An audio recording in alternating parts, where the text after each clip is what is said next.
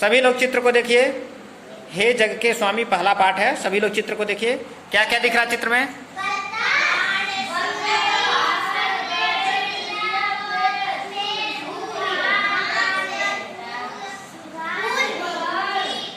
बहुत अच्छे, बहुत सारी चीजें दिख रही हैं। इन चीजों में सबसे महत्वपूर्ण चीज क्या है?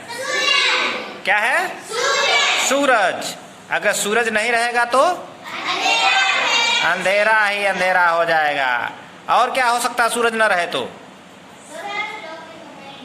कुछ, हाँ हाँ हाँ, खेत वत में कुछ भी उगेगा नहीं, कुछ भी आप बोएंगे वो नहीं उगेगा। न, अगर सूर्य नहीं रहे तो पेड़ पौधे भी नहीं होंगे, और पेड़ पौधे नहीं रहेंगे तो क्या नहीं मिलेगा आपको? बहुत अच्छे, ऑक्सीजन नहीं मिलेगा। और कोई? लकड़ी नहीं मिलेगा। और हाँ, फल भी नहीं मिलेगा। हाँ, तख्ता भी नहीं बन पाएगा। यानी कि इस जग का, इस संसार का आधार क्या है? सूर्य है। क्या है जग का आधार? सूर्य। देखिए, सूर्य के न रहने से हमें ऑक्सीजन नहीं मिलेगा तो हम लोग जीवित रह पाएंगे? नहीं रह पाएंगे। यानी कुछ भी, न कोई जीव जंतु कुछ भी जीवित नहीं रह पाएगा सूर्य के न रहने से, और न ही कुछ हमें दिखाई देगा। तो इस जगत का आधार कौन है? सूर्य है। आइए इसी सूर्य के बारे में हम लोग पढ़ते हैं इस कविता में, हे जग के स्वामी। तो मेरे साथ सभी लोग लयबद्ध तरीके से पढ़ेंगे। चमक रहा है तेज तुम्हारा, बनकर लाल सूर्य मंडल, फैल रही है कीर्ति तुम्हारी, बन कर के चांदनी धवल, चमक रहे हैं लाखों तारे, बन तेरा श्रृंगार अमल, चमक रही है किरण तुम्हारी, चमक रहे हैं सब जल थल, हे जग के प्रकाश के स्वामी,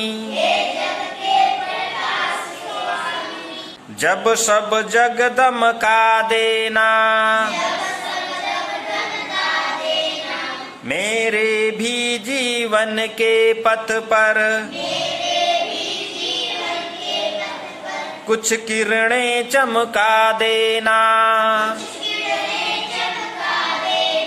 ठीक है, इसको बहुत अच्छे तरीके से सभी लोग पढ़ेंगे लय बना करके सुर के साथ। ठीक है, अब इसमें इसको किसने लिखा है? नीचे देखिए नाम लिखा होगा, किसने लिखा है इसको?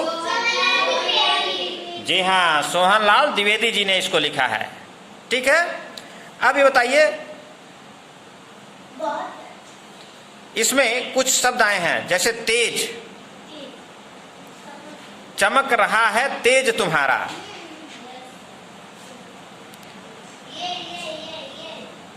हाँ, चमक रहा है तेज तुम्हारा। तेज क्या है? तेज का मतलब क्या है इसमें? प्रकाश, सूर्य का प्रकाश चमक रहा है। और बनकर लाल सूर्यमंडल, इसमें लाल सूर्यमंडल दिखाई दे रहा है।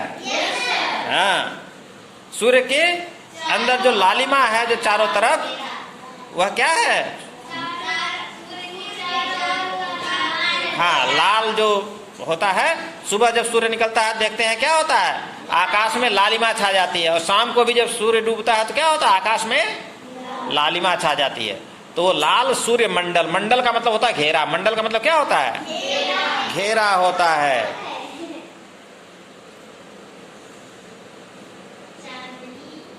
हाँ, चांदनी मतलब क्या होता है?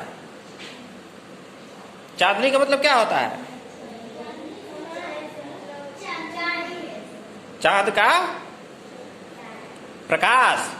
चांदनी जब जब चंद्रमा पूरा आसमान में दिखता है तो क्या होता है? चारों तरफ चांदनी छा जाती है, रात में भी दिखाई देने लगता है, लोग देखते हैं, है ना, होता है ना। तो लोग कहते हैं, क्या कहते हैं? चकचोनी कहते हैं। हाँ आज पानी नहीं बरसेगा था। नहीं, जोरी नहीं, आज बहुत अजोरिया बात बहुत अजोरिया बा लोग कहते हैं ना। तो अजोरिया का मतलब क्या कि चांदनी छाई हुई है, रात में चांदनी छाई होती है। चमक रहे हैं लाखों तारे। तारे क्या होते हैं? तारा कौन जानता है? आसमान में छोटे छोटे रात में दिखते हैं। हाँ, तरई, रात में जो चमकते हुए छोटे छोटे दिखते हैं उनको क्या कहते हैं? तारा कहते हैं। क्या कहते हैं? तारा कहते हैं। ठीक है। और आप लोगों को मालूम है आपका जो सूर्य है वह क्या है? वह भी तारा है। जो रात में आप लोग तारा देखते हैं उसी तरह का एक तारा सूर्य भी है। ठीक है। हाँ हाँ बताइए। हाँ हाँ हाँ, वो भी सूर्य जो है जिस प्रकार से सूर्य प्रकाश देता है उसी प्रकार से सभी तारे प्रकाश देते हैं और इसीलिए आप लोग उनको देख पाते हैं। तो सूर्य क्या है? एक तारा है। क्या है? तारा है। ठीक है, जिसे पूरे जगत के प्रकाश का स्वामी कहा जाता है। ठीक है। सूर्य क्या है? तारा है। और सूर्य हमारे पृथ्वी के सबसे नजदीक का तारा है। हमारी पृथ्वी क्या है? ग्रह है। ग्रह है। जैसे यहाँ देखिए चित्र बना हुआ है ना, सूर्य कहाँ है? हाँ, और सूर्य के बगल में कितने ग्रह हैं? गिन के बताइए। 8 ग्रह हैं। ये 8 ग्रह क्या करते हैं? सूर्य का चक्कर लगाते हैं, परिक्रमा करते हैं। हाँ, पहले सबसे पास में कौन है सूर्य के? बुध, उसके बाद शुक्र, उसके बाद पृथ्वी, उसके बाद मंगल, उसके बाद बृहस्पति, उसके बाद शनि, उसके बाद अरुण, उसके बाद वरुण। तो ये 8 हाँ, ये 8 ग्रह क्या करते हैं? सूर्य की परिक्रमा करते हैं और इनको मिला करके क्या कहा जाता है? सौर परिवार कहा जाता है। क्या कहा जाता है? सौर परिवार। तो इसी प्रकार से ये जो सूर्य है वह एक प्रकार का तारा है। ठीक है। इस पाठ को जैसे पढ़ा गया है वैसे आप लोग पढ़िएगा। ठीक है। इसका जो माने है वह पीछे दिया गया है, देख लीजिए किताब में, इसको भी लिख लेंगे। ठीक है। कुछ प्रश्न दिए गए हैं, उनका उत्तर आपको देना है। कविता में प्रकाश के स्वामी, हाँ लिख चुके हैं, अच्छी बात है। कविता में पहला देखिए पहला प्रश्न क्या दिया है? कौन पढ़ेगा? पढ़िए पहला प्रश्न।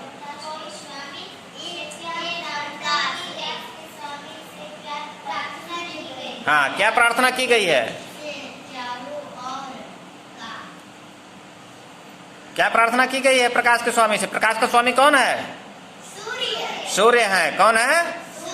हाँ, तो क्या कहते हैं सोमनाथ त्रिवेदी जी सूर्य भगवान से?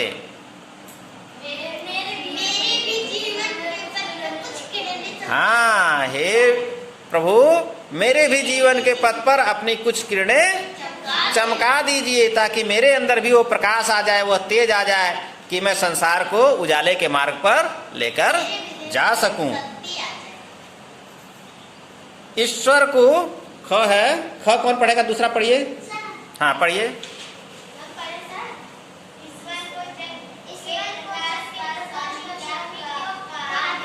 हाँ, ईश्वर को प्रकाश का स्वामी क्यों कहा गया है? हाँ, वो सबको प्रकाशित करते हैं इसलिए उन्हें पूरे सारे जग के प्रकाश का स्वामी कहा गया है। ठीक है। कविता के आधार पर ईश्वर की महिमा का वर्णन। अगला प्रश्न पढ़िए, कौन पढ़ेगा? ग। हाँ,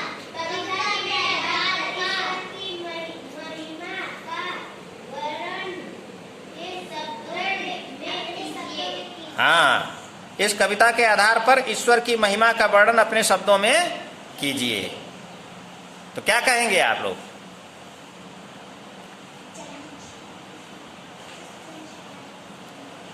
क्या वर्णन करेंगे कि हे प्रभु आप ही से यह पूरा संसार प्रकाशित है, अगर आप न रहें तो इस जग का कोई अस्तित्व नहीं है नहीं है, क्योंकि अगर सूर्य नहीं रहेंगे तो क्या होगा, कुछ भी नहीं होगा, कोई नहीं रह पाएगा।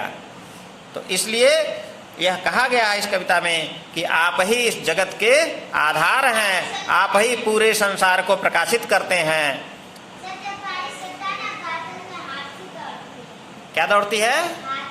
बादल में। देखिए कैसे दौड़ती है बादल में हाथी जब बारिश होता है तो? धम धम। अच्छा, गरजता है बादल, गरजता है। अच्छा, क्यों गरजता है बादल? बादल पे हाथी चढ़ती है, दौड़ती है। कब देखा आपने?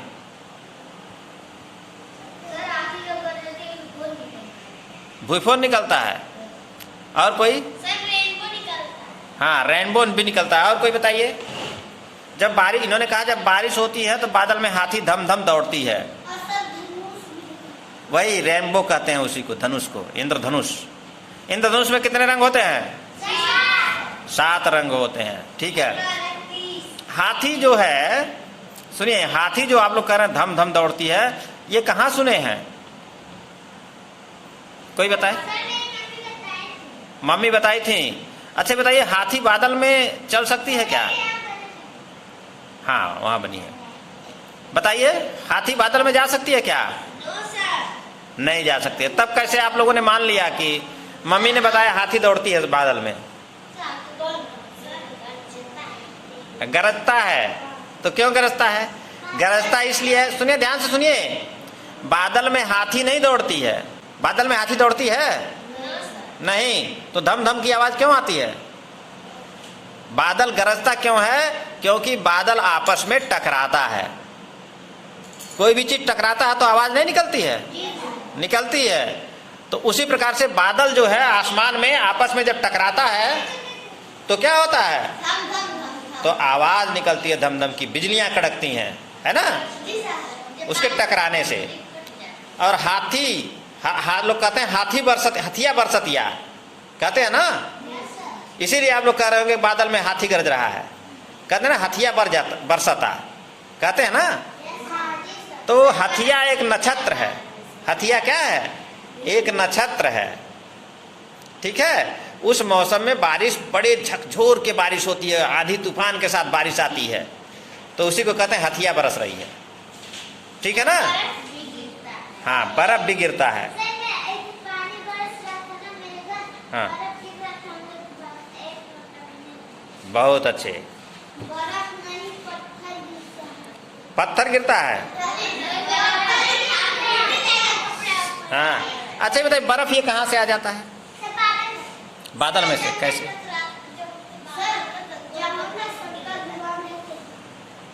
शंकर भगवान देते हैं पत्थर। हाँ, गोल गोल पाथर उथर उड़ के चला आता है। हाँ, टकराता है तो गिरता है। बताइए, कोई बताए? अच्छा ये बताइए, फ्रिज किसके किसके घर है? तो फ्रिज में बर्फ मिलता है ना, जमता है ना। कैसे जम जाता है? हाँ, तो पानी आप अलमारी में रखेंगे तो जमेगा क्या? हाँ, वहाँ वह बहुत ठंडा हो जाता है तो क्या होता है? जम जाता है। इसी प्रकार से आसमान में जो जल की बूंदें, बादल क्या है? जल की बूंदें हैं। ठीक है ना। जो बादल है वो क्या है? जल की बूंदें हैं, वही संघनित होकर के बादल बना देती हैं। और जब वहाँ ठंडा बहुत हो जाता है तो वह बूंदें, जल की बूंदें क्या होती हैं? बर्फ के रूप में परिवर्तित हो जाती हैं। और जब बर्फ के रूप में परिवर्तित हो जाती हैं तो वो जमीन पर गिरने लगती हैं, जिसके कारण से, हाँ, उतना ऊपर से, अरे भाई ऊपर जब ठंडा होता है तो बड़ा रहता होगा, नीचे गलते गलते गलते गलते आते आते छोटा हो जाता है। कभी कभी तो इतना बड़ा बड़ा गिरता है, पत्थर गिरता है ना। हाँ, तो क्या है वो क्या है? बर्फ है। बादल जब ठंडा बहुत हो जाता है तो वह जम करके बर्फ के रूप में बदल जाता है और वही धरती पर गिरने लगता है। समझ में आ गया ना? पत्थर कहाँ से गिरता है? जिस प्रकार से आपके फ्रिज में पानी जम करके ठंडा हो, हाँ, ठंडा हो करके बर्फ बन जाता है, उसी प्रकार से ऊपर भी पानी ठंडा हो करके बर्फ बन जाता है, और वही जमीन पर गिरता है तो लोग कहते हैं क्या गिर रहा है? बर्फ गिर रहा है, पत्थर गिर रहा है। समझ में आ गया? आज के लिए बस इतना ही।